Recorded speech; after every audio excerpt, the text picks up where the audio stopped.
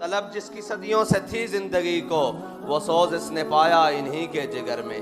ज़मीन और आसमान जिनके आने के मुंतज़र रहे वो हुजूर के ग़ुलाम थे।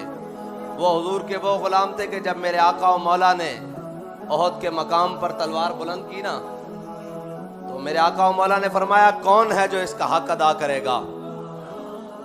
बहुत सारे सहाबा आगे आए, किसी ने ये नहीं पूछा कि या रसूलल्लाह इसका हक क्या है।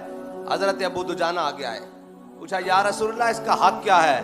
फरमाया इसका पहला हक तो यह है कि ये इतनी चले कि टेढ़ी हो जाए, और दूसरा हक यह है कि ये किसी मजलूम पर ना चले, किसी बच्चे पर ना चले, किसी औरत पर ना चले। तो जब हज़रत अबू दुजाना को वो तलवार मिली ना, तो वही तलवार मुंतज़िर है किसी ये एटमी ताकत रखने वाले मुसलमान के कि कोई अबू दुजाना के ग़ुलाम को मिल जाए, ये ताकतें मिल जाएं, ये हुकूमतें मिल जाएं, फिर हम हुजूर के दुश्मनों को बताएं कि बात होती कैसे है। वो जो बक्से में बंद पड़े हैं ना, वो खालिद टैंक हो या दरार टैंक हो, वो भी मुंतज़र हैं कि कब खालिद के ग़ुलामों ने मुझे आकर हाथों में लेना है।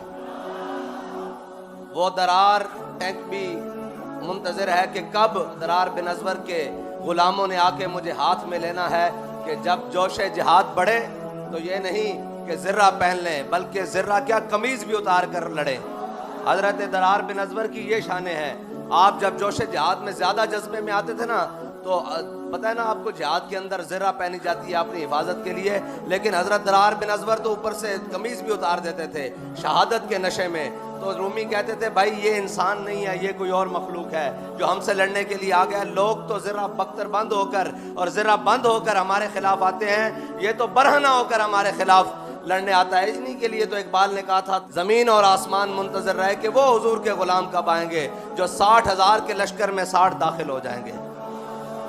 तो हज़रत अबू दुजाना ने जब वो हुजूर से तलवार ली ना, तो फिर ये नहीं कहा कि या रसूलल्लाह मैं आपके दुश्मनों के साथ बड़ी हल्की बात करूंगा, आपके दुश्मनों के साथ बड़ी रवादारी से पेश आऊंगा, आपके दुश्मनों के साथ बड़े मोहब्बत और इखलाक से पेश आऊंगा। फरमाया नहीं, जब हुजूर से तलवार ली तो ऐसे पहलवानों की तरह चले। बाबा जी फरमाते थे पहलवानों की तरह चले। आज भी उस अंदाज की ज़रूरत है उम्मत मुस्लिमा को। कोई हज़रत अबू दुजाना के ग़ुलाम की ज़रूरत है जो आलम कुफ्र के सामने ऐसे पहलवाना चाल चल के बताए कि हुजूर के ग़ुलाम सारी बातें बर्दाश्त कर सकते हैं, अपने आका और मौला की इज्जत पर एक हर्फ बर्दाश्त नहीं कर सकते। लेकिन क्या कहें, हमें रंगीले मिल गए, हमें रंग बरंगे मिल गए। कुछ कहते हैं कि ख़तों से हमारी हुकूमतें गिर गईं, और कुछ ख़त लिख रहे हैं कि हमारे खिलाफ नामूस रिसालत के FIR हो गई है। मैंने कहा अभी प्रोसेस में है, वो आएगी होगी, फिर साबित होगा कौन कितना बड़ा मुजरिम है। तुमने तो हम पर गोलियां बरसाई हैं, हमने तो किसी बैनुल अक़वामी ताकत को, किसी गैर मुल्की ताकत को आवाज़ नहीं दी। देखो हमारे ऊपर क्या जुल्म हो रहा है। हमने कहा ये मुल्क भी हमारा है, हम इसमें हर जख्म भी बर्दाश्त करेंगे, हर तीर और तलवार और नेज़ा और जनाब गोली बर्दाश्त करेंगे, अपना जिस्म छिदवा लेंगे, लेकिन इस मुल्क की इज्जत पर आंच नहीं आने देंगे।